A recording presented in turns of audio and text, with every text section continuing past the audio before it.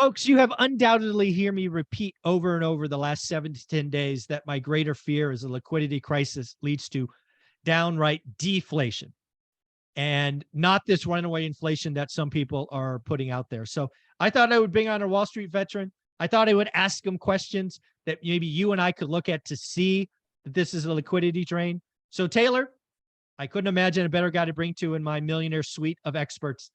Tell us what's going on in the market. Talk about liquidity. Are we on the cusp of a crisis? If so, what does it mean?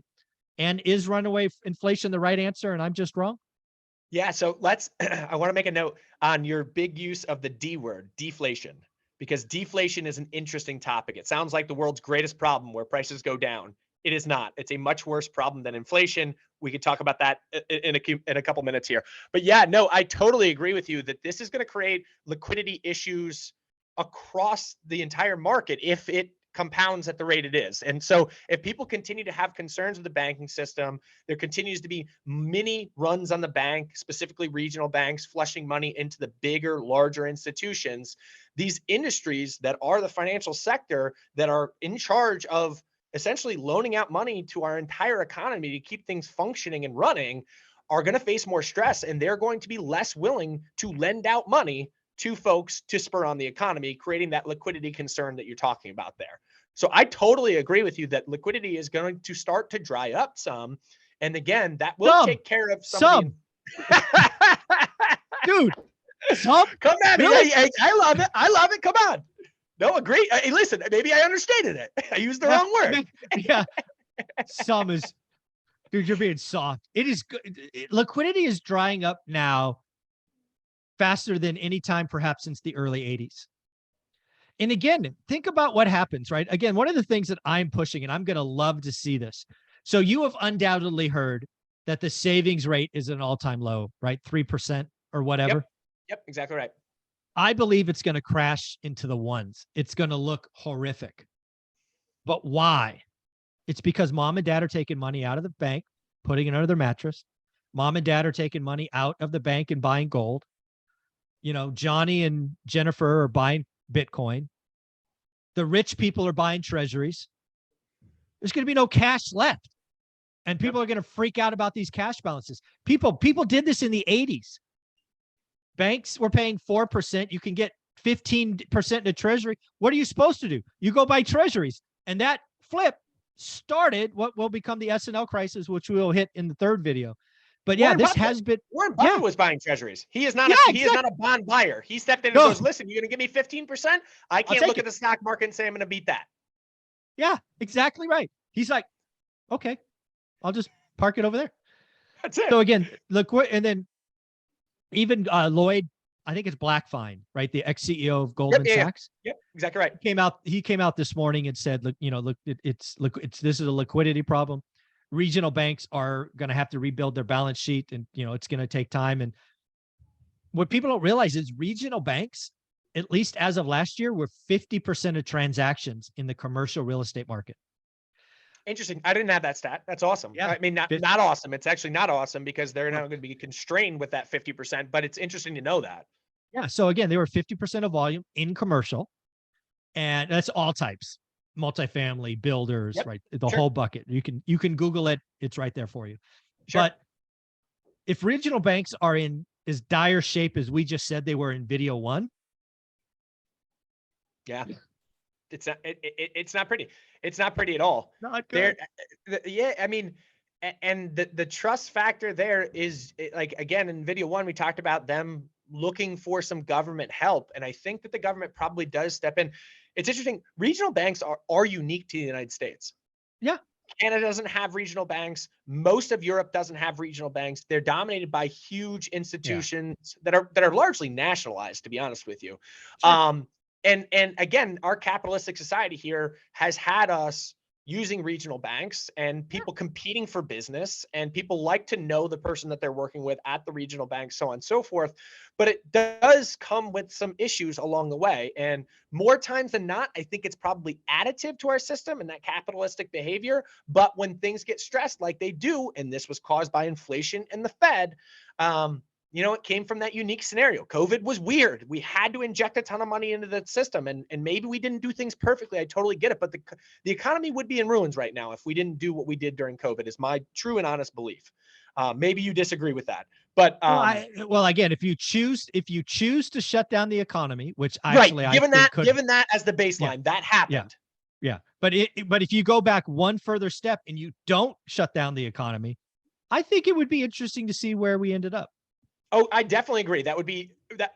Yeah, that's something we'll never know. But I totally agree with you on that sentiment. We did, but once we decided we were going to force once we did everybody to shut A, down, B became the answer. Totally correct. good. And but if you go C back and was the reverse result. A, correct, totally agree. But the result was inflation, higher rates, bank stress, and it's something that I'm surprised it wasn't covered more, honestly, from folks that had seen the savings and loan crisis and what played out there. Like, that's repeating itself now. And that shouldn't have been something that totally took us from a blind side. Because all the old folks are gone and all people just realize, again, that's what I see on my channel. A lot of people like, if one more comment says money printer goes BRRRR, I'm going to lose my mind. That's not what's happening, right? Not that it may not happen as a counter to this crisis. It absolutely could. But as of right now, at 8:22 a.m. on Monday, the 20th, this is liquidity, and deflation is the bigger fear, not inflation.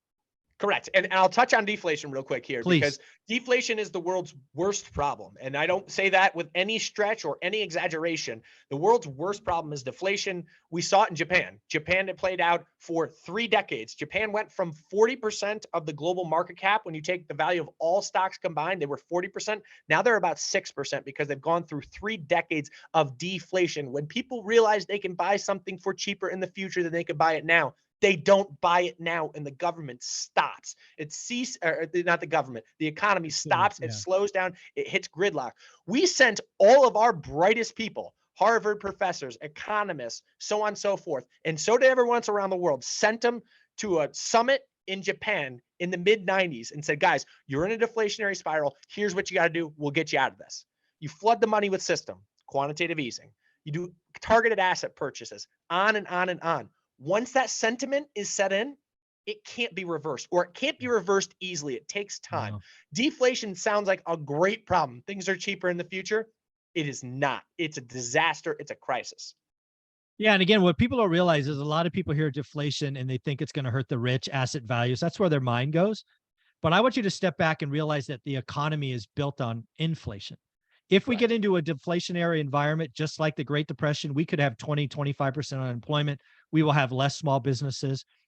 It will trickle. Yeah, sure. You could see some asset deflation, fine, but it will trickle. The little guy will get crushed in a deflationary environment. No doubt. We want disinflation from 6% where we currently disinflation sit. is good.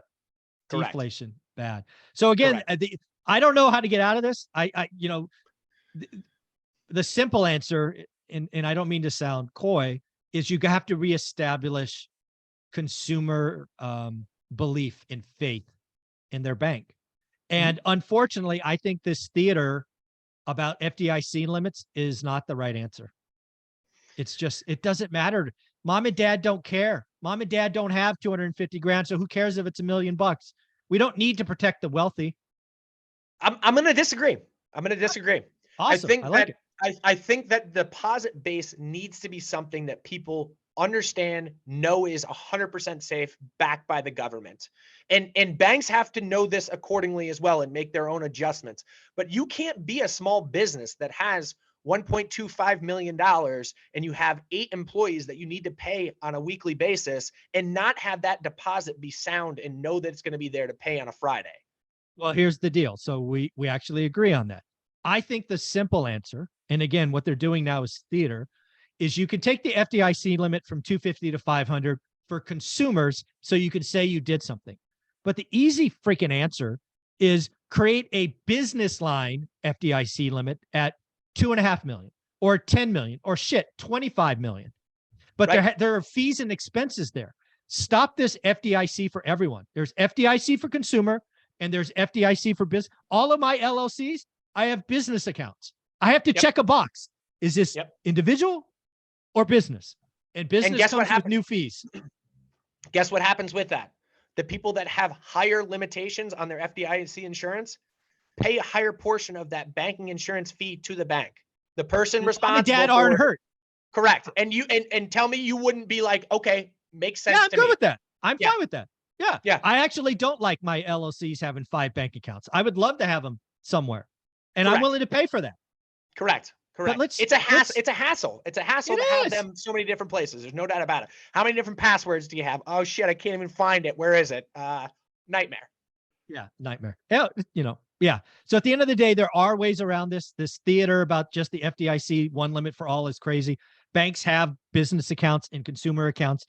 Have them be different. It's okay. And for that matter, though, why don't we just do a little bit more of a sliding scale on even consumers? Consumers can get insured to $1 million, and it's just you're gonna get charged a fee along with that. Yeah, it costs you $8 or whatever. Yeah, I mean, yeah, it costs you $8 a year. At the end of the day, it's going to be de minimis amount of money in order to insure it. Don't get me wrong. But I'm totally fine with that as well. Yeah. So at the end of the day, liquidity crisis is and always starts with faith. Faith is broken. We are seeing we're seeing deposits fly out. I think Bank of America the other day had $160 billion show up in 4 days. Think about that. People are moving money from regionals into big banks. Business owners were scrambling over the weekend when Silicon Valley Bank failed. Not just those that had their money at Silicon Valley Bank, the smart people that had their money at any non-large institutionalized bank were like, that is not what I want to happen. I'm going to scramble and get money to the big places as quickly as I can. Yeah, I interviewed a Silicon Valley tech executive who had all their money at Silicon Valley Bank and talked about what happened. Yeah. So, I got to go back and watch it. Yeah. So go back and watch the playlist Hem Lane. She goes through she got a call at 6 a.m. from somebody who said, I got to move $4 billion. I suggest you move yours. So there's a whole discussion on that. So Dana from Hem Lane, it was emotional. She said she got to Sunday and that note came out about this or that. She had nothing left. She just broke down and cried because she hadn't slept. She was so stressed. It was crazy. You got to go watch it. You could see it on her face that she was reliving the moment. So yeah, at the end of the day, folks, we have a liquidity crisis, not currently runaway inflation. So stop thinking that. Taylor, I know you put it out every day. What should people go follow?